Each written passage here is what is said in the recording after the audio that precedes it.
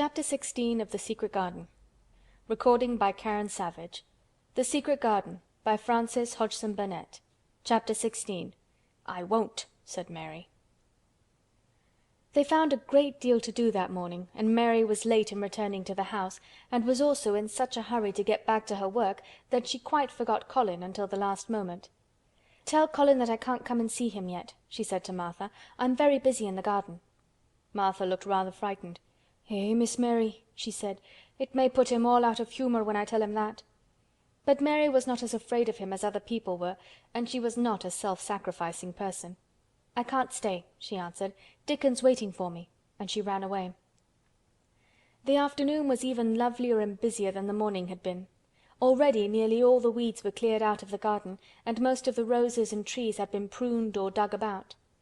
Dickon had brought a spade of his own, and he had taught Mary to use all her tools, so that by this time it was plain that though the lovely wild place was not likely to become a gardener's garden, it would be a wilderness of growing things before the springtime was over. "There'll be apple blossoms and cherry blossoms overhead," Dickon said, working away with all his might, "and there'll be peach and plum trees in bloom against the walls, and the grass'll be a carpet o' flowers." The little fox and the rook were as happy and busy as they were, and the robin and his mate flew backward and forward like tiny streaks of lightning. Sometimes the rook flapped his black wings and soared away over the tree-tops in the park. Each time he came back and perched near Dickon and cawed several times, as if he were relating his adventures, and Dickon talked to him just as he had talked to the robin. Once, when Dickon was so busy that he did not answer him at first, Soot flew onto his shoulders and gently tweaked his ear with his large beak. When Mary wanted to rest a little, Dickon sat down with her under a tree, and once he took his pipe out of his pocket and played the soft, strange little notes, and two squirrels appeared on the wall and looked and listened. "Tha's a good bit stronger than tha' was," Dickon said, looking at her as she was digging. "Tha's beginning to look different for sure." Mary was glowing with exercise and good spirits. "I'm getting fatter and fatter every day," she said quite exultantly. "Mrs. Medlock will have to get me some bigger dresses. Martha says my hair is growing thicker. It isn't so flat and stringy." The sun was beginning to set and sending deep gold-colored rays slanting under the trees when they parted. "It'll be fine tomorrow," said Dickon. "I'll be at work by sunrise." "So will I," said Mary. She ran back to the house as quickly as her feet would carry her. She wanted to tell Colin about Dickon's fox cub and the rook, and about what the springtime had been doing. She felt sure he would like to hear. So it was not very pleasant when she opened the door of her room to see Martha standing waiting for her with a doleful face. "What is the matter?" she asked. "What did Colin say when you told him I couldn't come?" "Eh," said Martha, "I wish tha'd gone. He was nigh going into one of his tantrums. There's been a nice to do all afternoon to keep him quiet. He would watch the clock all the time." Mary's lips pinched themselves together. She was no more used to considering other people than Colin was, and she saw no reason why an ill-tempered boy should interfere with the thing she liked best. She knew nothing about the pitifulness of people who had been ill and nervous, and who did not know that they could control their tempers and need not make other people ill and nervous too. When she had had a headache in India, she had done her best to see that everybody else also had a headache, or something quite as bad. And she felt she was quite right, but of course now she felt that Colin was quite wrong. He was not on his sofa when she went into his room. He was lying flat on his back in bed, and he did not turn his head toward her as she came in. This was a bad beginning, and Mary marched up to him with her stiff manner. "Why didn't you get up?" she said. "I did get up this morning when I thought you were coming," he answered without looking at her. "I made them put me back in bed this afternoon. My back ached and my head ached and I was tired.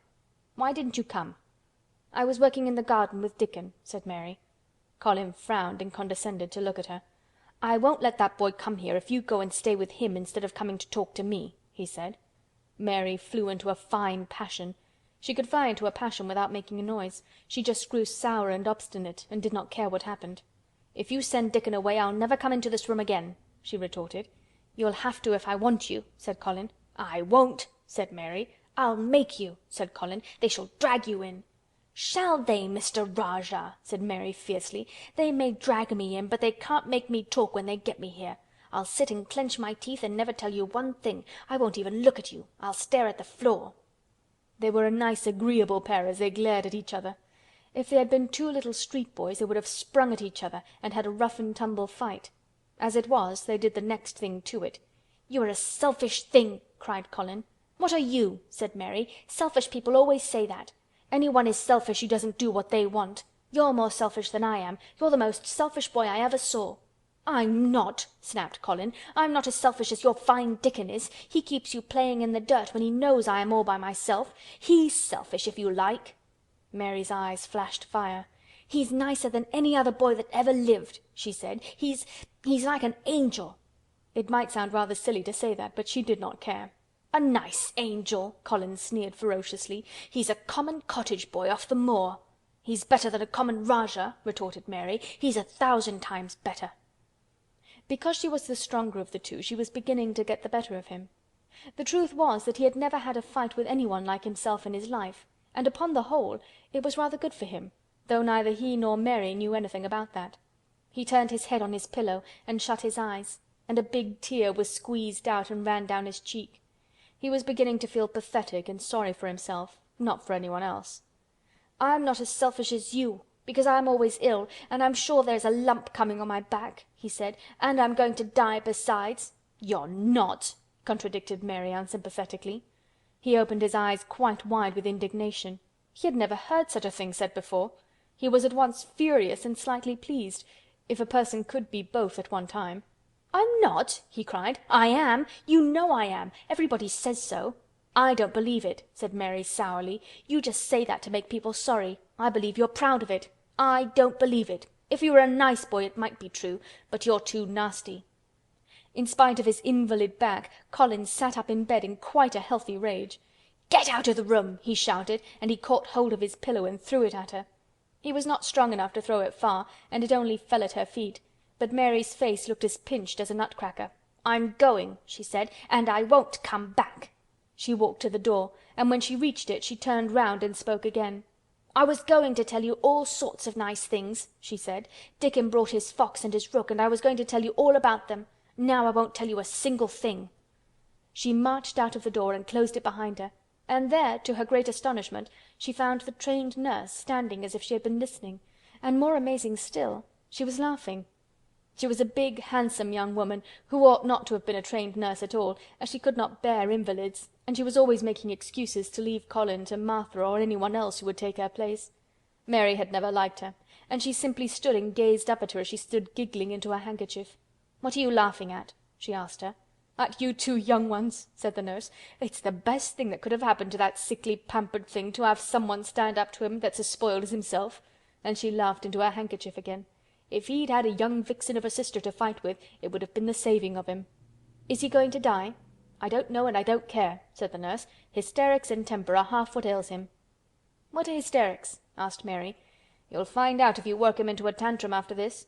But at any rate you've given him something to have hysterics about, and I'm glad of it." Mary went back to her room, not feeling at all as she had felt when she had come in from the garden.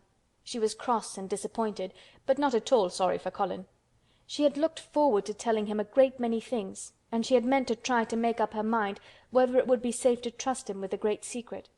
She had been beginning to think it would be, but now she had changed her mind entirely.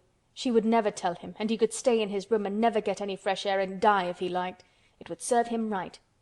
She felt so sour and unrelenting that for a few minutes she almost forgot about Dickon and the green veil creeping over the world and the soft wind blowing down from the moor.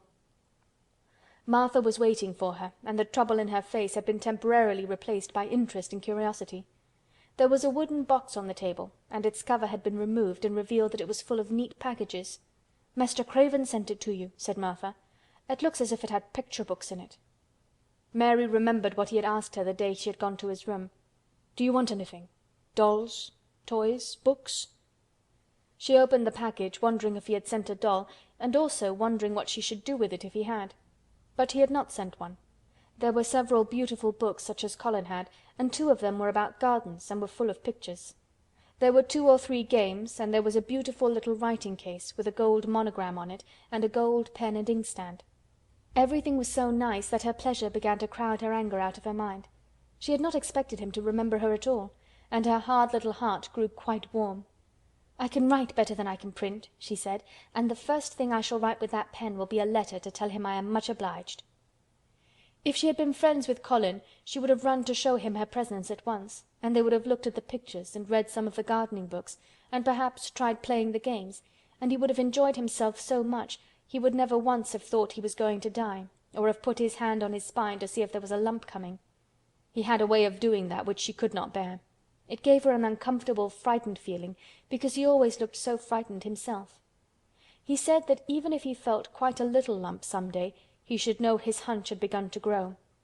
Something he had heard Mrs. Medlock whispering to the nurse had given him the idea, and he had thought over it in secret until it was quite firmly fixed in his mind. Mrs. Medlock had said his father's back had begun to show its crookedness in that way when he was a child. He had never told anyone but Mary that most of his tantrums, as they called them, grew out of his hysterical, hidden fear. Mary had been sorry for him when he had told her. "He always began to think about it when he was cross or tired," she said to herself, "and he has been cross today. Perhaps he has been thinking about it all afternoon." She stood still, looking down at the carpet and thinking. "I said I would never go back again." She hesitated, knitting her brows. "But perhaps, just perhaps, I will go and see if he wants me in the morning. Perhaps he'll try to throw his pillow at me again, but I think I'll go." End of chapter 16.